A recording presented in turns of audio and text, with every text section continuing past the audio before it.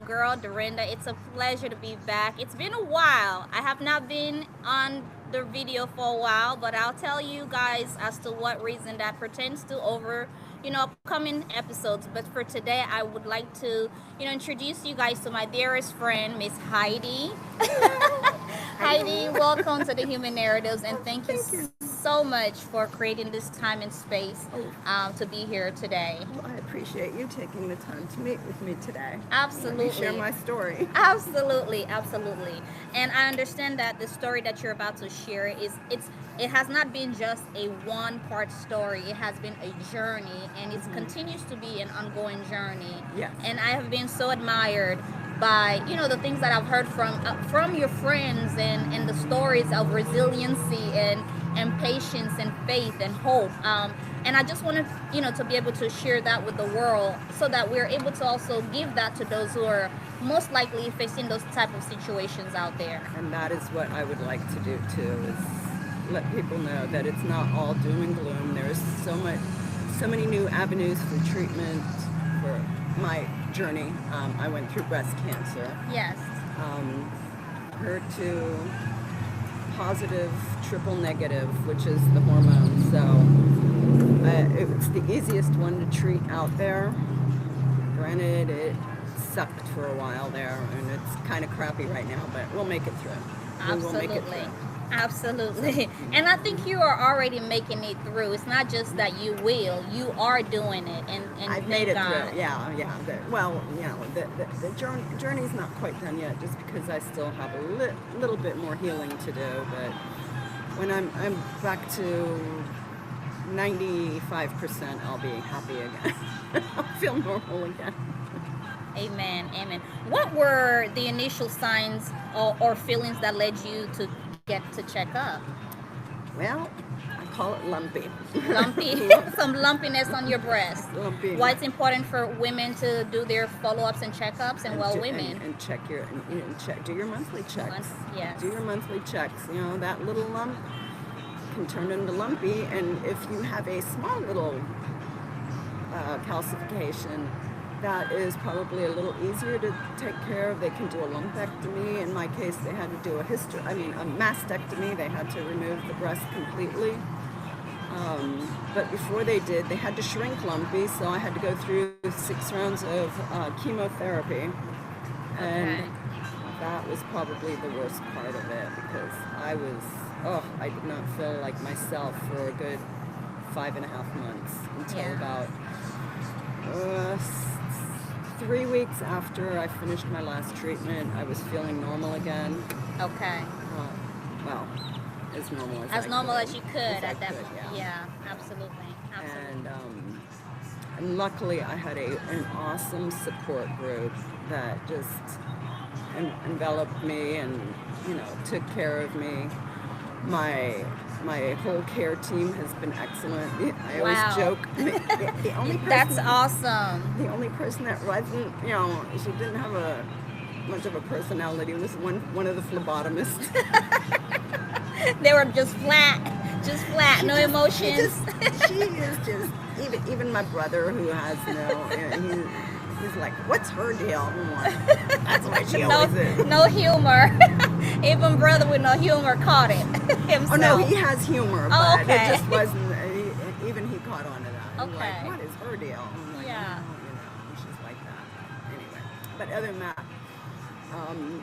I was very fortunate, because when I got my diagnosis, my dad's cousin is a cancer researcher. Okay. Okay. So he gathers all the data from around the world, Oh, and wow. he used to work at NIH in cancer research, and then he went out on his own doing cancer research. And when I got my diagnosis, I said, "Here, you take a look at this," and and he did put my mind at ease, because I will tell you, I freaked out. Yeah. Absolutely. I call them the vampires. I had to go see them. I mean, they took 7 vials of blood the one time. I'm like, Oh am I wow. going to have any blood left? Yeah. And I did, and I'm not one for needles or anything like that. So of course I'm just freaked out about the whole thing. And he said, well, he advised me to go to MD Anderson, and they have their good points, but I'm glad that I went to the care center that I went to. It was Millennium Oncology at the time. Okay. And my dad's New Millennium Oncologies. It's just Millennium Oncology. Oh, Millennium Oncology. Okay. And before I went in, he goes, "Well, I'd go get a second opinion at MD Anderson." I'm like, yeah, I kind of eye roll. I'm like, "Yeah, sure." Okay. And so the first time I went and met with the oncologist, he just had a really great bedside manner. Awesome.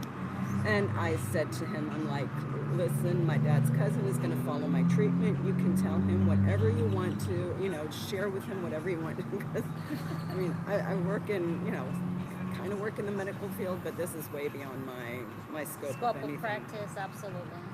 So I said, "You tell him whatever it is, he'll go over everything, So I went in and I told him this. He goes, "Sure, no problem." And I said, and by the way, he told me to go get a second opinion at MD Anderson. Yeah. He goes, "Well, I trained at MD Anderson." I'm like, "Oh, even better." So I already have all the knowledge and wisdom right here. Yeah. So, well, then not only that, he's from Iran. Oh, wow. Okay. And when I was little, my dad was in the military, and we got stationed in Iran. Oh, okay. Over 50 years ago. This is so you had a lot of diverse team members on your treatment team. Yes, absolutely. Oh, yeah. So anyway, I sent the cousin the doctor's information. I'm like, "Here," he said, "reach out to him, blah blah blah." And I said, "I like him. He's got a great bedside manner." Once he got in touch with him, he goes, "Nope, he's really great. We earned really good hands there," and and then the whole thing started. I had to go get a port inserted. You can see it right there. You can see my scar. Absolutely. So thank you for sharing that. I appreciate you. It's yeah. I went in and it's still kind of but they give you IVs and all that, and I hate needles. I hate that stuff, but just like cover it all up so I don't have to see it. Yeah. I get squeamish there. And then it came time to tell the rest of the family. I told my kids, I got them together. I'm like, I've got breast cancer. I'm going to have to go through treatment. And then I called my aunt, who she's my age. Actually, she's younger than me. And she had breast cancer 10 years ago, 12 years ago, something like that. Okay, so someone in the family was already dealing with breast cancer as well. She's married into my family. Okay. She's my uncle's wife. Okay. And, she's my age, and I'm like, "Hey, what should I do?" And blah, blah, blah. And she went over, she's like, she's the one that kind of went, "You're strong, you can do this. I've always admired you for doing what you do." Wow. You've made it through, because, I'm a single mom, raised 2 kids. Yeah. Had to kick, fight, and, get through everything. Anyway, she's the one that gave me that boost. Then I called my brother, and I'm like, okay, approaching my parents, what should I do? Or who should I tell first? And they were supposed to come visit, actually, or I was going to go visit them, but things didn't work out. They were supposed to come visit.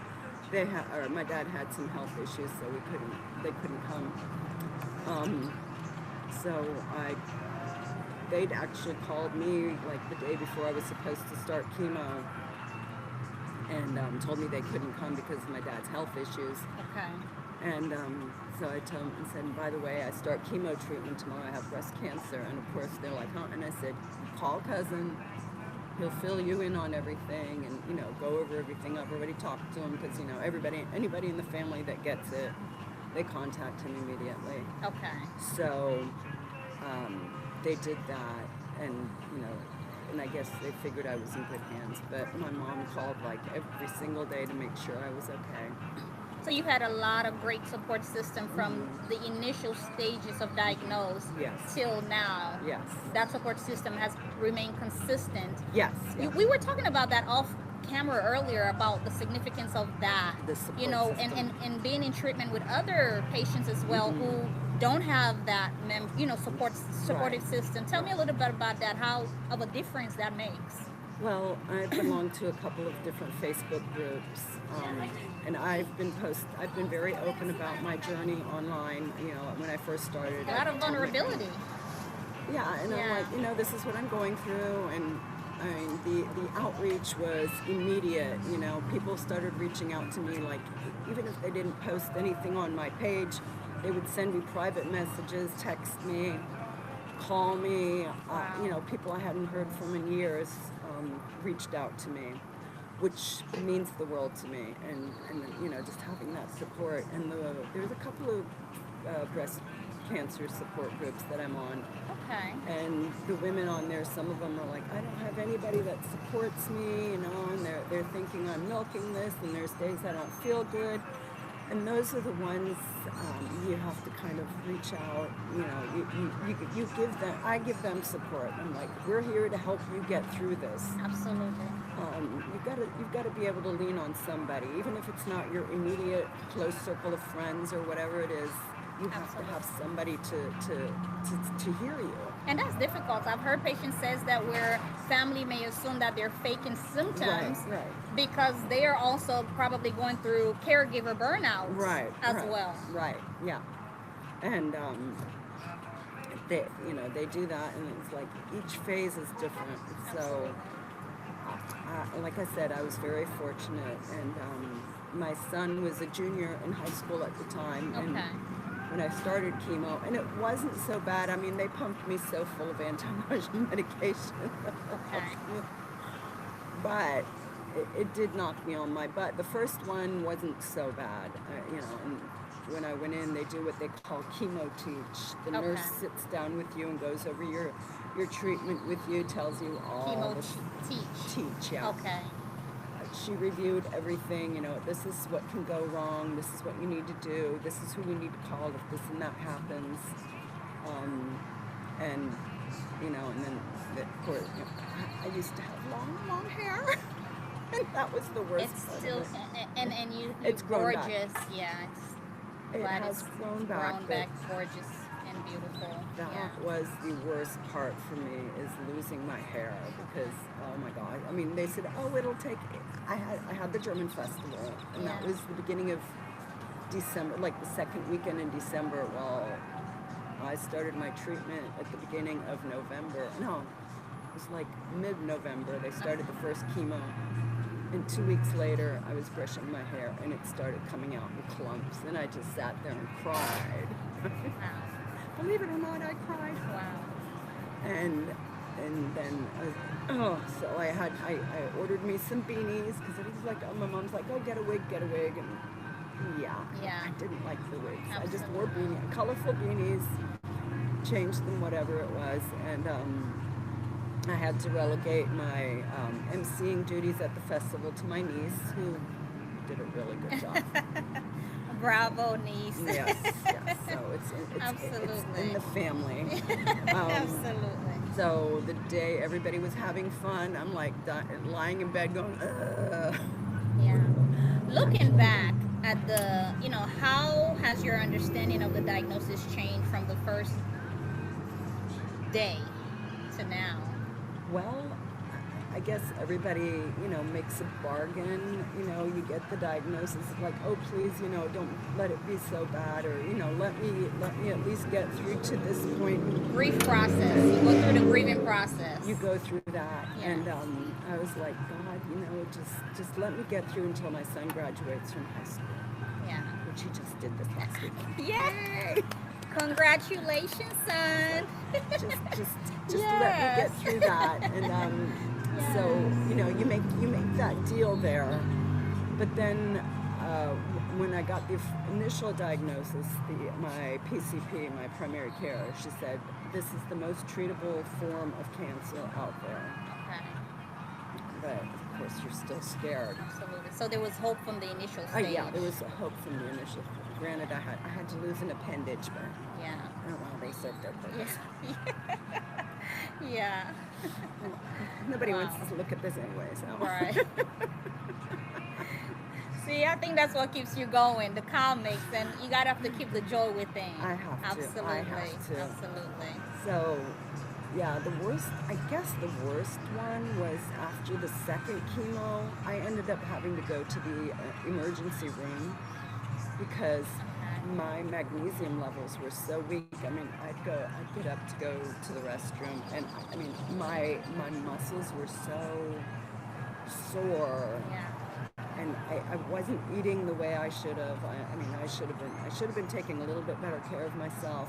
My caregiver was my son, but I had friends that also took care of me. Okay. But I ended up having to go to the emergency room because I went into the doctor because he was doing a follow-up, and he looked at me, goes, "Oh no, we're going to postpone your next treatment for a week. Okay.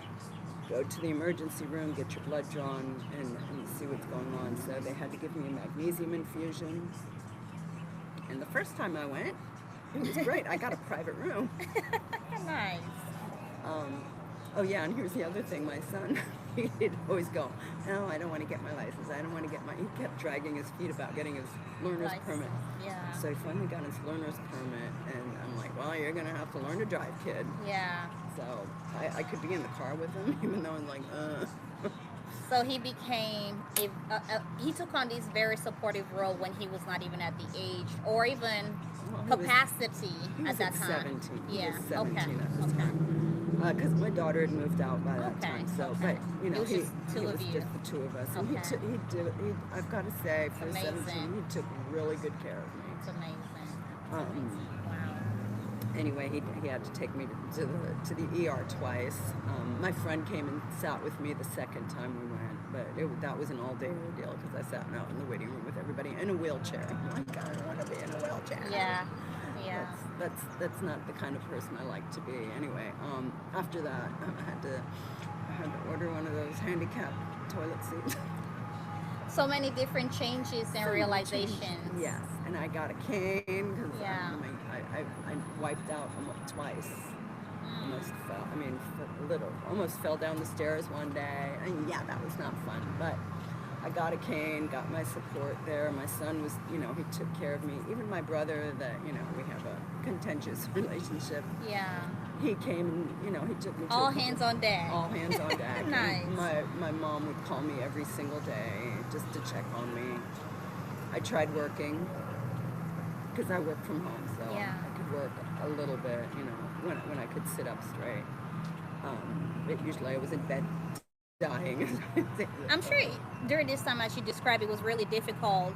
As you have mentioned, maintaining identity was also, I'm assuming, difficult. How did you stay connected to yourself and your passion while being a patient? Was there any room for you and your passion, or even your identity outside of cancer? At that during chemo, no, no. Yeah. I lay in bed. I mean, I had one thing. Note to self: do not watch cooking shows. Okay. No cooking shows. Okay. No, because I'd sit there. Oh, that looks good, and I'd tell my son, "Can you please make this?" Yeah. And we're not able to eat a lot of the food and ingredients and seasonings and all of those things. Yeah. Things didn't taste right. Yeah. And he had to go to school, and every morning before school, I said, "Just make sure that I have enough water to get me through until you get home. Yeah. Cook an egg for me, and make sure I have something." So he'd cook he'd make stuff for me. Wow. But those, like, "Can you make me these potatoes?" Wow. He even became a chef as well. Yeah. Nice. One Nice. thing I love is cream of mushroom soup, homemade cream of mushroom soup. And Yeah. how do you make it? And I'm like, here, and I had to I'd order groceries online, Okay. and either friends would go pick it up, or I'd ride with him, and they'd go, bring it to the car. So that helped a lot. Okay. My friend, that's the little things that my friends would do. It's like, "Could you please go pick up my prescription? Could you please go pick up the groceries I ordered? Could you drive my son to Boy Scouts for me?" Everyone stepped in. Everyone stepped in. And it didn't have to be where the burden was just on your son, Right. or the responsibility was just on your son. Right. Friends and people stepped in, so it makes it a little bit lighter on him. Yeah. Because he still had school and he still had his life as a 17-year-old young Right, man right. as well. Yeah, they Wow. did organize a meal train, so I think for a week people brought food, and then I don't know what happened, but that's okay. Neither here or there. Everybody brought something, and the boy ate for a week. He did. He didn't He have to made cook. sure he ate. What were some of those strategies or habits like that helped you maintain resilience during those moments? Was Uh, there music, writing, journaling? What helped in getting out maybe what internally that you weren't comfortable sharing with everyone else? some of the side effects you just don't want to share those because not everybody needs to share that, Okay. Okay. the crappy ones. Yeah. But that's just normal. And after the third one, they decided that they were going to do what they call hydration Okay. before and Hydration. after the treatment. They give me saline, so I'd stay hydrated, and I realized I wasn't hydrating. I wasn't drinking enough water. Yeah. Um, and then the fourth one was probably the best one. The fifth one was okay. The sixth one I did okay, but Okay. I think that's also the one that made me. I got sicker, I guess, because everybody talks about having to throw up, and that was the worst one. But Okay. once that was over, and that was about 2 or 3 weeks after the last chemo infusion, that went away too, and I started feeling a little more human, Okay. more human by the day. And work-wise, I would work as much as I could, and I said to them, get me a laptop so I can work from bed. Yeah. So Um, you try to maintain as much as your routines, as far as responsibilities, as much as you could, while you were still at yeah. times most of the times in bed. Bed. Oh, in bed. Yeah. Yeah. I mean, I barely got it. I felt so deflated and defeated. It was like, ugh. Yeah. But then once that Wow. 2 to 3 weeks after the last infusion, once that was done with, I felt human again. I Okay. mean, I started feeling like my old self again. And then the oncologist said, okay, next we're going to have you see the surgeon, talk about surgery. So then she also sent me to a plastic surgeon to talk about reconstruction. Okay. And here's the thing that I really liked about this surgeon, because I hear so many women, that you want to do the construction. Okay. And in the beginning, I was like, yeah, I want to have nice big boobs again. I want my girls back. Yeah, I want that. Yeah. But he said, well, you can put like an expander in, which is this big thing, and it goes in there, and then they fill it up to where they need it to go. Okay. The other one is the saline implant, like the big ones that barely move, Right. so it would have been, Yeah. And he said, but for you, I would recommend what they call the deep flap, which is where they take fat from your belly and inject it up into that area and, reconstruct it. Okay. And he said the reason I wouldn't advise for the expanders or the saline is because you're doing radiation, and the radiation shrinks the tissue around it, Okay. and that's where a lot of women get the worst discomfort from. Okay. Okay. And I can tell you from the Facebook groups that I'm on, most of the complaints are from the women who had to have radiation Radiation. and had the expanders put in. Okay. I get it, but my plastic surgeon, the way he explained it made complete sense to me, Absolutely. because it shrinks, and I can tell you he was not lying about that. Okay. Okay. Well, thank you for sharing that experience. So that's one thing. The deep flat, think of it as a tummy tuck. I mean, Right. you can have a tummy tuck and a boob job in one place. In one place, all in one. Absolutely. Personally, I've decided not to do the reconstruction. I'm like, Okay. they've served their purpose. Who's going to look at them anymore anyway? Well, you still got to look them, darling. And I know, they're but still I'm gorgeous done. and beautiful I'm as always, in whatever shape and form it comes. There's a boopy in there, okay? What was the most helpful thing that someone did for you during this time or has done for you during this time? And was there any time in the system where you had to advocate for yourself within the healthcare system? No, Okay. I mean, you get assigned a nurse navigator. There is a great group up in the Woodlands called Canopy, and Okay, that's for all Canopy kind of Woodland. yeah, it's all Okay. kinds of cancer survivors. They Okay. have fitness groups there. You know, they Canopy, the Canopy Woodlands. Okay, nice. cooking classes, fitness classes. I walked in there the one day, and they gave me a bag full of stuff. I kind of got to go raid their closet with things I might need during chemotherapy and stuff, like Yeah. a port pillow that goes on your seat belt so it doesn't squish up there. Um, so you got that. Anyway, surgery. I've got to tell. Okay, here's the thing. Yeah. I went in for my surgery. Absolutely. One of my friends dropped me off. I had my work laptop and everything, and the surgeon looks at me. She goes, "You take that home. She's doesn't not going to stay be there. working. You need to take You it took easy." your I'm like, laptop to the surgery room. well, I didn't take it during to the surgery. day. No, well, my friend was picking me up because my poor son. I'm like, you know what? He doesn't need to take care of mommy after this. So my best friend Sabine, Wow. shout out to Sabine, Savan, shout out to you. picked me up from my. She let me stay at her What a place for a great, couple of days. Yeah. great support system. Fed me, the whole 9 yards. But anyway, I woke up from the surgery, and no, everybody before the surgery had said, get the narcotics before you have this, before the surgery. You don't want to, you don't want to have to wait for the pain to set in. You don't want to have to deal with that. Yeah. Well, I got the ibuprofen 600, and I don't know what it was, but I had hardly any discomfort. If you say discomfort instead of pain, that makes it sound different. Okay. But I hardly had any. I don't even think I really needed the ibuprofen. And the doctor just looked at me and she goes, "Seriously? You're having to take it?" I said, "No." I guess that's a testament to her Yeah.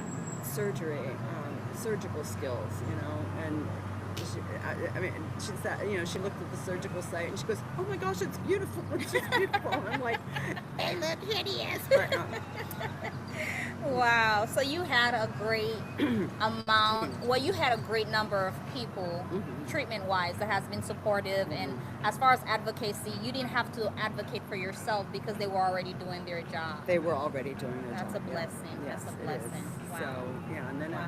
6 weeks after surgery, I was healed well enough, and then I had to do 16 rounds of radiation. 16 rounds of radiation. That's not where you lose your hair, okay? Okay. When does the hair loss start? That was 2 weeks after the first chemo. It's The the first chemo chemo. does it. The Okay. chemo does it. Anyway, Okay. and I started that towards the end of June of last year. I started my radiation therapy, and that's when I lost the beanies because the hair started coming in, even though it was really short. But and I also got rid of my cane. Okay. One thing that my surgeon did recommend before I started anything is she said, go have physical therapy and occupational therapy, and sent me to get evaluated. And they're like, okay, we're going to do, Try to build the muscles and system back up, repairing and recovering. Okay. And so physical therapy, I was wobbly. I'd turn around and I'd Yeah. feel, I'd kind of like, woo. Mobility was really not as strong in that moment. Yeah. But they got me back up to where I felt normal again. Wow. Occupational therapy. One thing when they did the surgery is they had to take out a few lymph nodes, and Okay. with that you can get lymphedema because your lymph they drain liquids and everything. And my Okay. mom had cancer, and she had lymphedema in her legs because she had different kind of cancer than I did. Okay.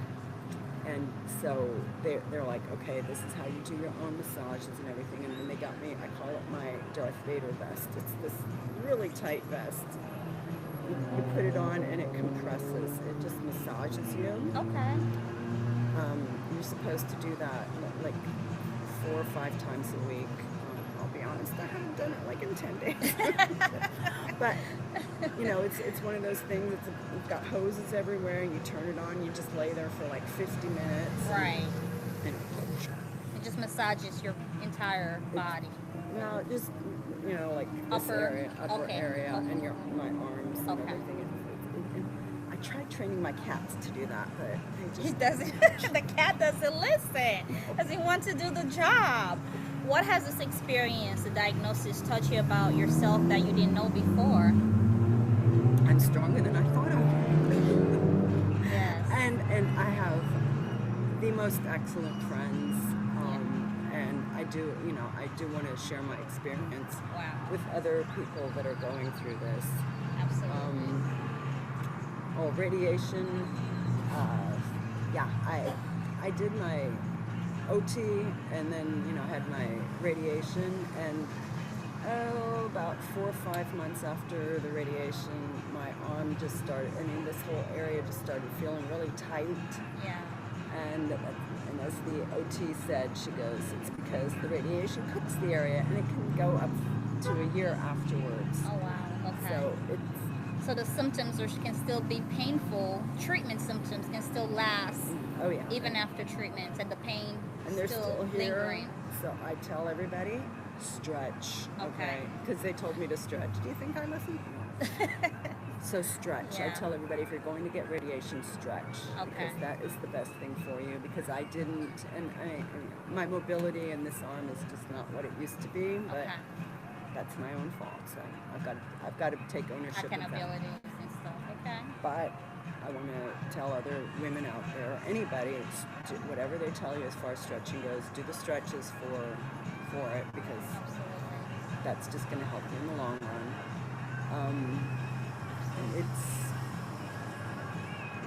Some days are better than others. I stretch. I think also what I hear is that it's not that you were not taking accountability or don't want to. It's that you do it every day. At some point, you get tired as well, where you need a break, because this is a chronic condition where you have to constantly manage, and it can be overwhelming at times, even in your own mind. Yeah. Showing up for yourself every day in such capacity, even if it's loving and necessary. Yep. Absolutely.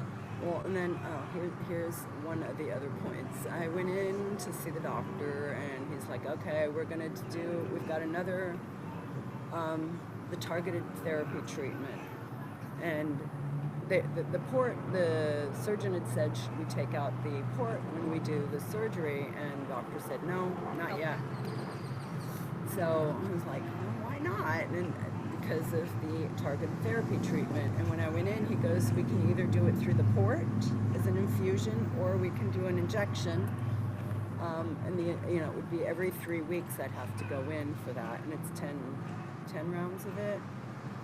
I heard 16. I'm like, what? Yeah. But he goes, no, it's going to be a total of 16. So when I did my initial chemotherapy, part of that treatment was also this targeted therapy. Anyway, I went in, I went to schedule my first session, and I went in, I handed the girl the thing, and then she handed me a piece of paper and said, okay, we'll see you on this day.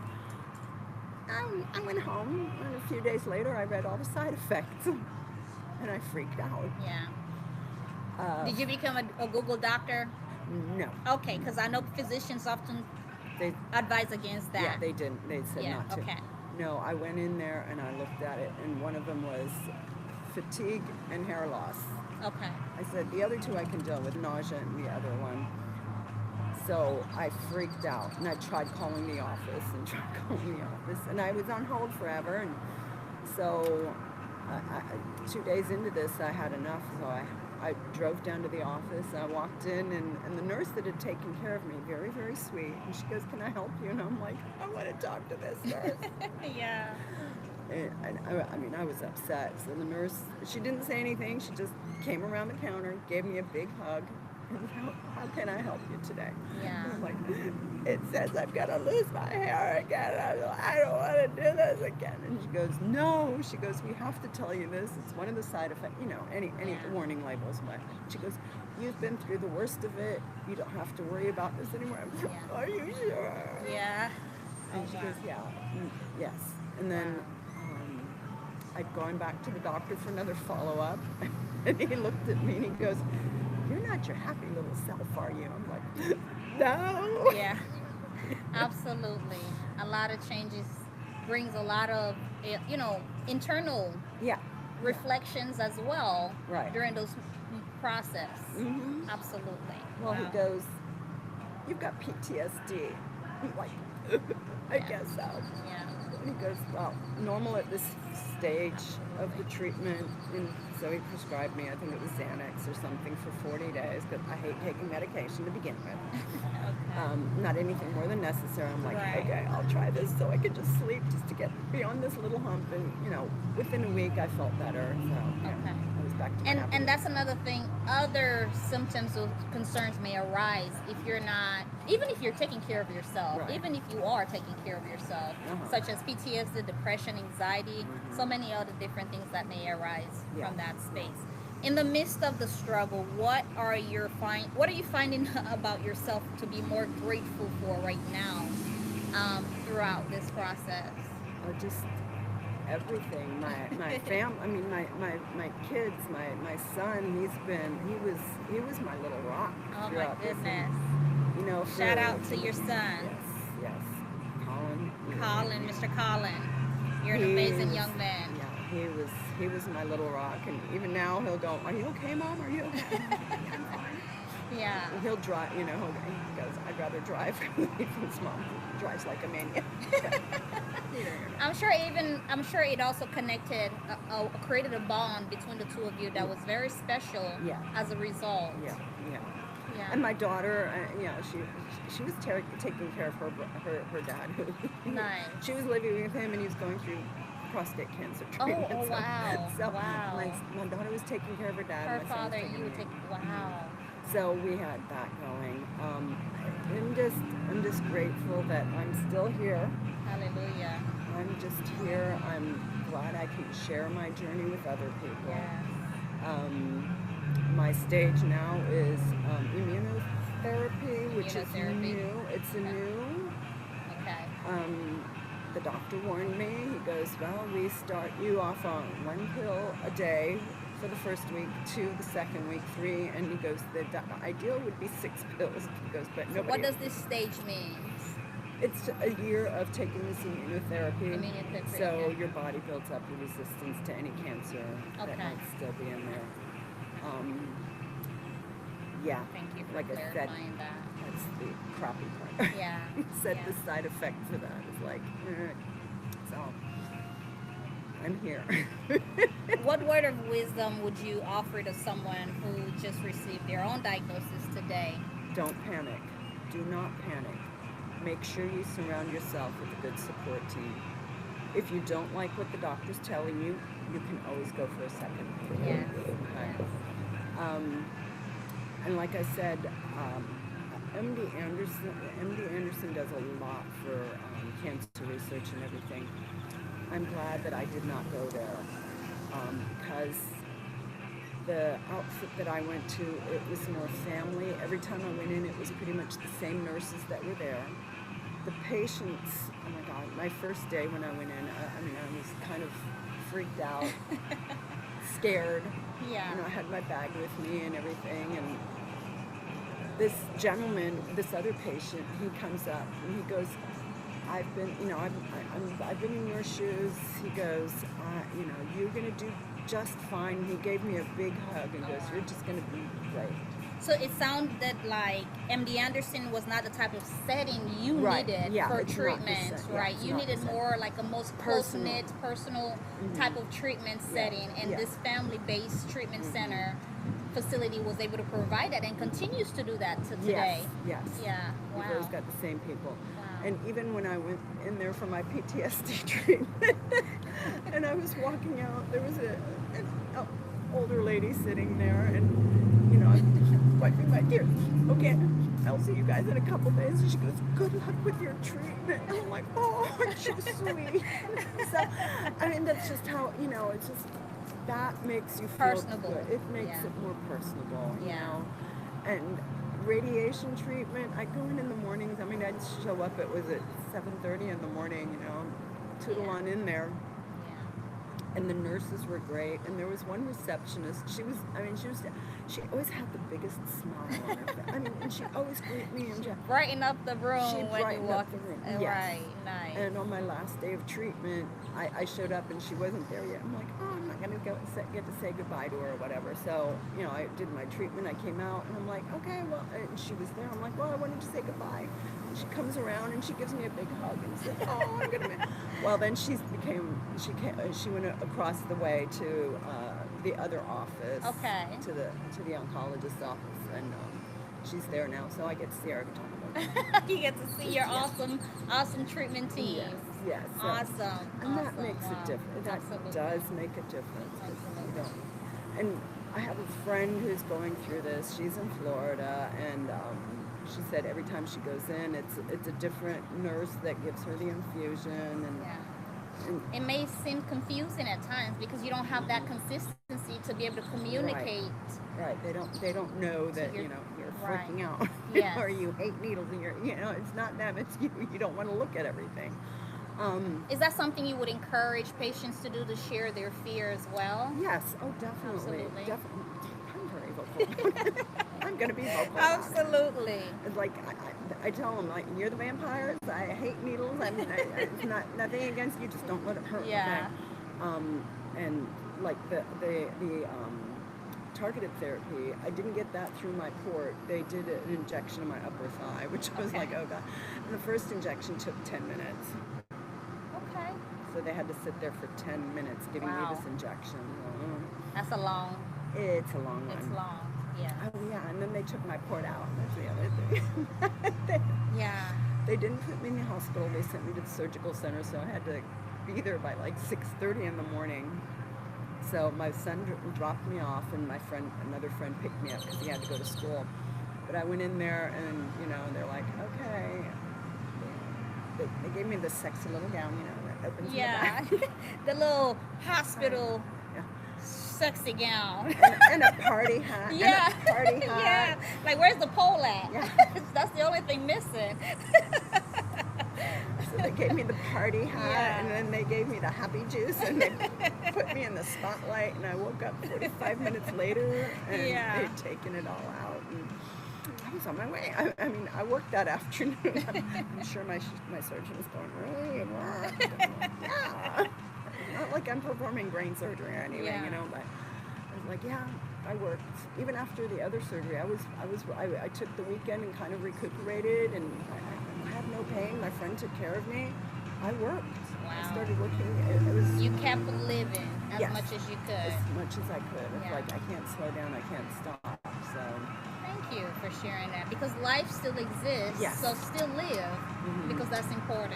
Yeah. Never lose hope. And I Yeah. think that starts with the story, even at the initial stages of diagnosis, that you always had hope, right? Even when you walked into that doctor's office and they told you that, hey, we got this. yeah.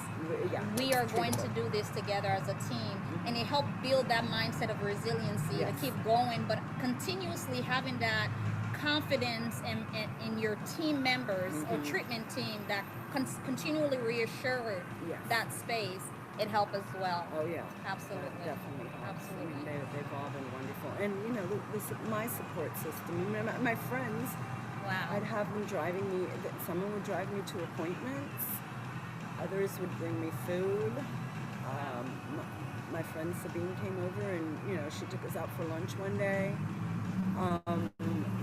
And my son, of course, I mean, he's just been the biggest help. Wow. Other friends would call. Other friends would send me memes on Instagram. Keep my spirits up. Absolutely.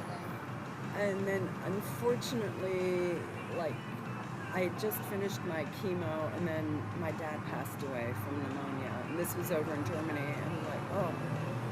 I mean, we kind of saw it coming, but we didn't. It was kind of one of those things. And then my mom, she'd been diagnosed with another very rare aggressive form of cancer. Okay. And 2 weeks after my dad passed, she passed. So, and I couldn't even travel for the wow. funeral. So you were dealing with grief times 3. Uh-huh. Absolutely. And the day after I had my mastectomy is the day they had the funeral. And I couldn't even make it to the funeral. And my brothers, they sent me videos, and my best friend from back home, she sent me a video, and she called me and she goes, "It was beautiful. They're buried in a beautiful spot." And the solace was that they're together. Amen. Yeah. They couldn't have lasted one without the other for very long. So within 2 weeks, you know, They went home together. They went home together, and they've got a beautiful spot, Wow. and Wow. I can be grateful for that. Absolutely. And you know, and then, Absolutely. well, then, not only that, my parents both passed away. Then my grandma passed away like in June. Parents in April, grandma June. Then the founder of the German festival passed away somewhere in there too. And so that was, you know, all these people last year. It was just, well, 2025 was a really It crappy was year. rough. It was a rough. One of my 2025 aunts- was a rough year. One of my aunts passed away Yes, indeed. in October of last year. Yeah, and it's just like, so when New Year's came around, I was like, nail that door shut and leave it behind. Yeah, 2025 was absolutely. a really... We're still going forward with hope. Yes. Absolutely, And and trust. it is much better. I mean, Yeah. it is better. It's not perfect, but it's better. And Absolutely. you learn to take the little steps. I mean, everybody's like, how are you doing? I'm like, I have good days and I have bad days. Absolutely. And- Absolutely. You know, you just take it as it comes and give yourself grace. You know, there are days you're not going to be able to do what you did before. You know. Absolutely. Giving yourself grace. And I think that's the most important thing. Not only holding on to hope, but being able to give yourself grace to recognize that I'm not going to be able to do the things that I used to do. I'm not going to be able to show up the way that I used to show up. You know, whether it's for my children, whether it's for myself, whether it's for the people that I love. And, you know, and to recognize that they themselves can understand that as well. Yeah. Right? We just have to communicate Yes. our limitations. Definitely. You have as to. well. I mean, Absolutely. like I'll go grocery shopping on Saturday, and I'll Yeah. come home and I'll sleep. You Yeah. know, I have to get my naps in. Absolutely. Was it last week? Where did we go last week? Oh, my son did his walk. Oh no, we went to the Astros game a week ago Friday, and Okay. we walked from our spot stadium and climbed upstairs and stuff. And Saturday I was like, I can't do it.